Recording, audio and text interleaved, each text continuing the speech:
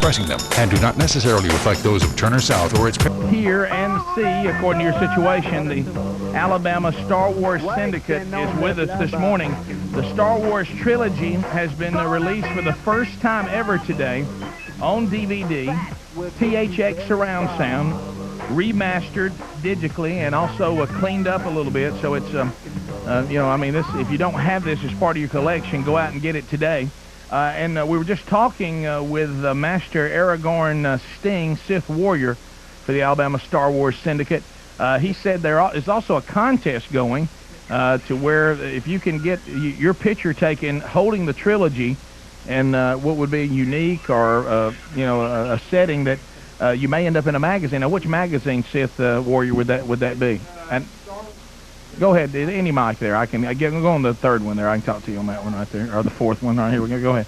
It's the Star Wars Insider magazine. You have to email the pictures to, I believe it's banthatracks@starwars.com.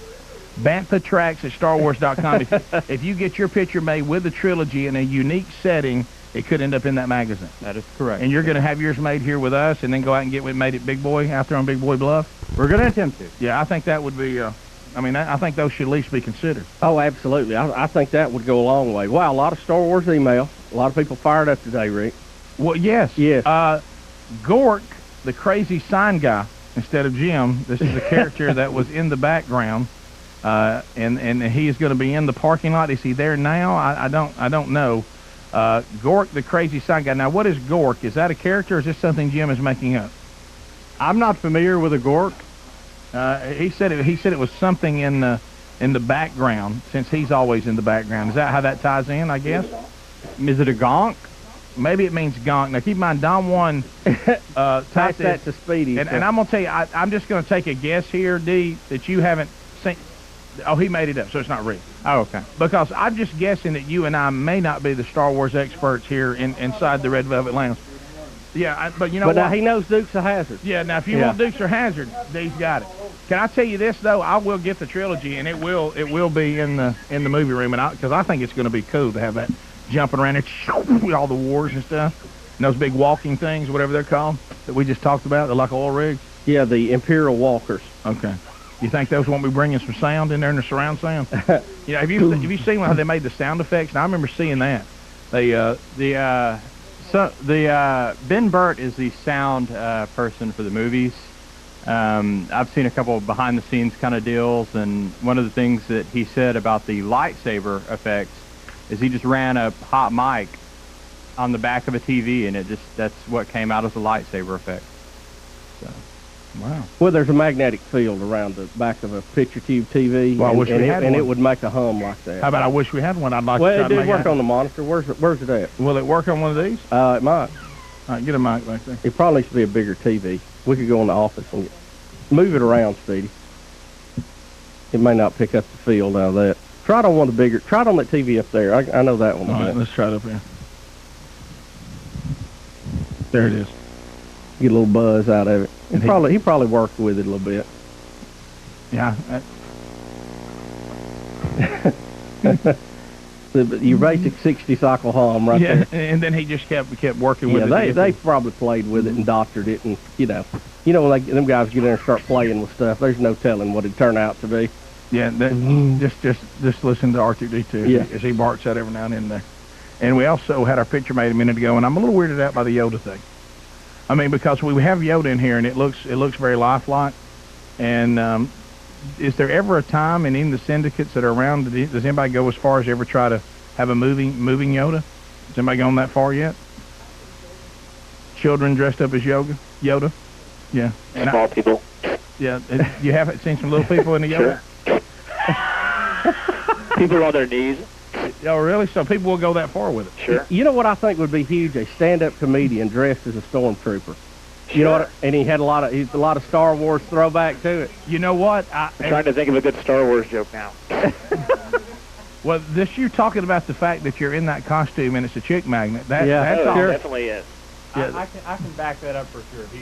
He really is chick magnet all the way. Everywhere we go, he's got groupies on him like you would not believe. It's the costume attracts women. And how many stormtroopers are there in existence? Well, actually, I'm also a member of another group called the Fighting 501st, which is a stormtrooper costuming group all across the world, about 2,000 members. It's www.501st.com.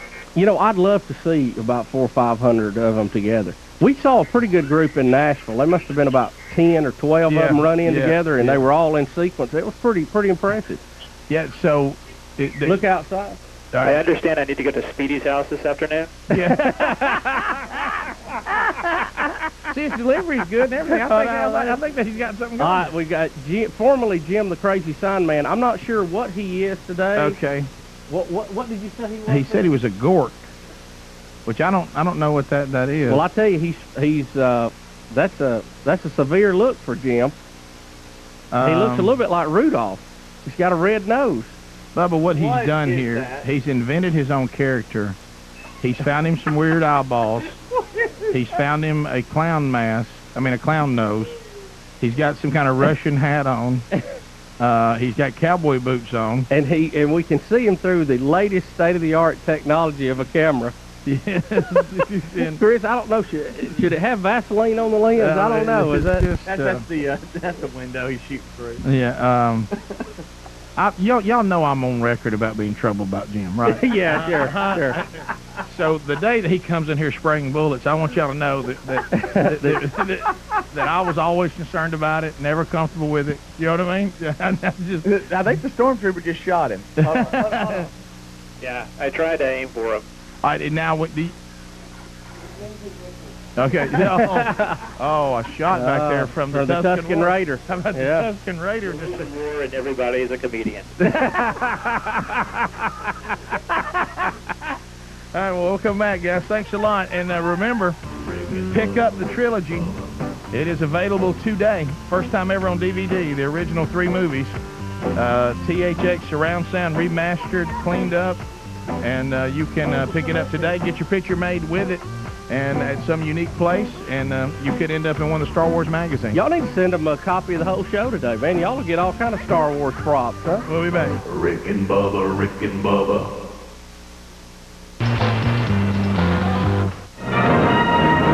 We're back, the Rick and Bubba Show. Good morning and welcome. 877-WE-BE-BIG, our number. Dee's on the phone. Speedy produces the program. Nana and Christopher Columbus showing you what it looks like on Turner South. Our website, Rick and Bubba, spell out the word and.com. Go there for all the information about the Rick and Bubba Show. And then some. Our thanks again to the Alabama Star Wars Syndicate, celebrating the release of the Star Wars trilogy on DVD for the first time today. You know, it was interesting to watch them as they headed out. Never once in my life have I said the following phrase that I heard in the Red Velvet Lounge.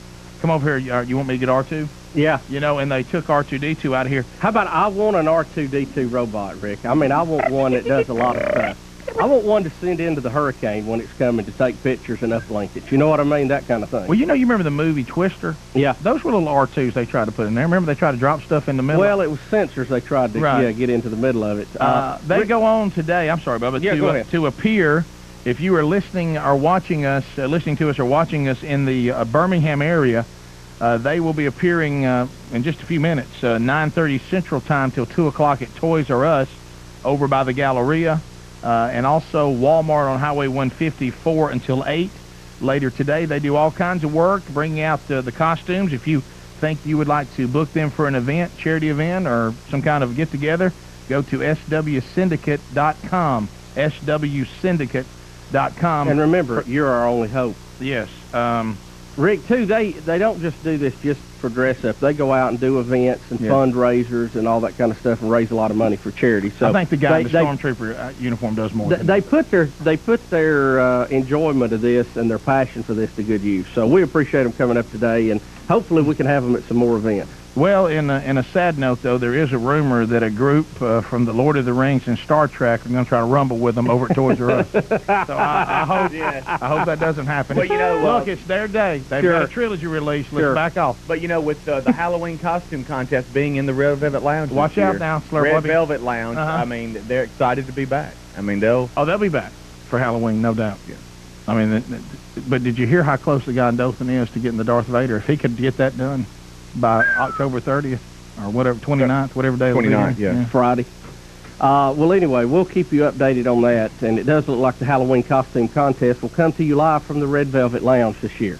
Yeah, I as think we that's attempt good. to cut some costs because we've traveled like no other year this year. Well, let's also keep in mind that our original plan was to have that or the turkey toss down in Gulf Shores on the beach. Sure.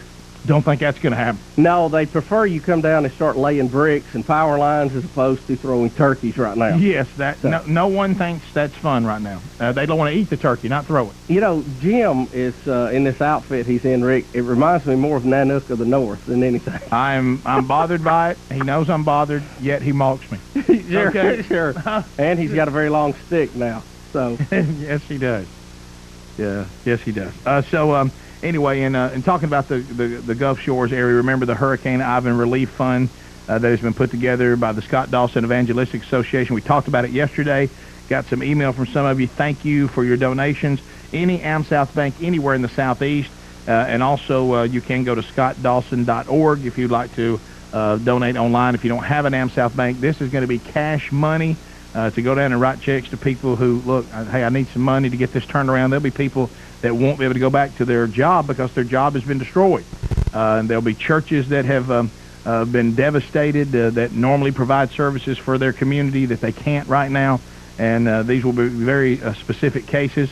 You can also email them at that website if you think you're one of these cases that might need the help from this relief fund. Hurricane Ivan Relief Fund. It is all tax deductible, as you probably have already figured out. So anyway, I also heard we were talking about an interesting conversation from your wife, Betty, who brought the kids up here this morning. There was a little bit of a freeze factor from Hunter Bus this morning. That well, sure, it's you know never it's know. on TV You don't and it's know. not real, and he Right. he was not going to come in here to start with, but I think Mama, after fighting traffic and delays, said, "No, you don't understand. You will go in there." Speedy, you overheard that. Betty made the call that there's a time when shyness, I'll let it go. Not after fighting morning traffic to get to the Red Velvet Lounge. Yeah, it was entertaining to say the least. He had gone to the break room, and he had his little sandwich bag full of what, Bubba? Star Wars men. Okay, and How about I love action figures? Yeah, they're little bitty ones too, so he can get a whole army of them set up. Let me tell you something. Just know this: minor league baseball hats and jerseys and action figures. I am all about it. Oh, I know. Have you seen speaking of Spider-Man you talking earlier, have you seen the ones, they got some that are giant Yes, now. and big ones. Go ahead, Speedy, I'm sorry. no, they were just in the break room, and he had kind of broken out and had a couple of the figures here that they had passed out, and he was playing, little army, on the break room table, and I said, "Hey, come on in here, Hunter. We're getting back on the air. Here we go." And, No, I'll just stay in here. And and Caitlin, of course, was holding on to one of Betty's legs because she didn't know what was going on, And no, I'll stay. Betty, no, Hunter, go on, buddy, go on. No, I think I'll stay. And no, Hunter, you need to go on in there, Hunter. And he's holding on to the wall, okay, while she's pushing him in. We've all been there. and he goes, "Well, no, Mom, I think I'll just stay in here." And she goes, No, Hunter, see, I fought traffic, and you're out of school right now, so you need to get in there. You're going to like these Star Wars characters. I want grinning, and I want to hear how exciting it was on the way back to school. Betty has never been from that school of just let their own little free will dictate how they act. That's But I mean, we've all done the hour line for Santa I Claus, know. standing there waiting, and then all of a that's sudden all you hear for a week. Go see Santa, and you get there and lock. and they shut down. And I've seen some of you parents when we're out on location. The kids are just singing Rick and Bubba all the way over there, and you think it's going to be this big, wonderful, Kodak moment, and you get there, and they want nothing to do with us because they look and they see us actually live in person, and they're going, that's weird. Yeah. They ought to be stuck in the radio or on TV. So, look, it happens. You never know. Just because a kid seems pumped about something, when it's real and presented, I mean, the first time you see Santa, you remember how it wigged you out when you were a kid? I know. Man, it just absolutely wigged. He's just so much bigger there in front of you than on TV, and I know I feel the same way when we met President Bush. We Exactly. locked up. See, that's how they're little. We didn't lock up, but we were just unrememberable. Basically, when he looked in here and the stormtroopers here, it might as well have been the leader of the free world. I know it. And you remember that, of course, he's, older and gets embarrassed by this now because he's a teenager, but you remember Taylor's, complete, just mortified fear of any kind of mascot, and it all started with Chuck E. Cheese. Yep. We sure thought did. a Chuck E. Cheese party was going to be the greatest thing ever. But it was good as long as the little cartoon Chucky was there. But when when the giant rats coming to your table, no. It just, I mean, it went under the whole nother thing. When you're trying to coax your kid out from under the table, it should be what should be the most wonderful family moment. You just never know. You don't know how their wig factor is going to be. We'll go to Monica is in Shelby. Monica, welcome to the Rick and Bubba show. Good morning. Good morning. How about it? Well, I got a funny story for you guys. When I was a kid, for Christmas one year, I got a remote control R2-D2. Cool. And we had a dairy farm that lived next door to us. Well, one night I'd been playing with it for bed, and evidently I didn't cut the switch off underneath his belly. Mm-hmm. And when that 18-wheeler went by to go pick up some milk, he was talking on his CB, and that thing went off and rolled across the floor, and my mama screamed and hollered, and she didn't know what in the world was going on. Keep that mic and cranked him up. Yeah, Look, she thought R2 was going to get her. Tell you, there's one thing, those of you that don't have, if you just got kids, those little motorized toys and stuff, they'll scare you to death. Yeah, If you don't know where they are, I mean, we've got a lawnmower. If you just walk past it, let's get after you. It'll start talking to you and revving up. And when you don't know it's anywhere in the room, you just walk by and kick it accidentally, and it starts cranking up on you. It'll scare you to death. Middle of the night, kind of tiptoeing through, got everybody put down for bed. Get over here, guys. You think it's like some kind of demon hollering. You don't ever know where it's coming from. Let's go to Rusty Wetumpka. Rusty, how about it? Hello, Monkey Grass. Rusty, welcome, sir. Glad to have you. Sir, thank you. Good to be here.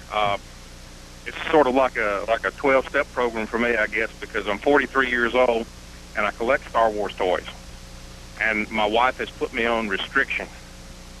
You're on restriction, sir? Yes, we recently moved, and I was in the same business you guys are in for several years, and we just moved back from Spokane, Washington.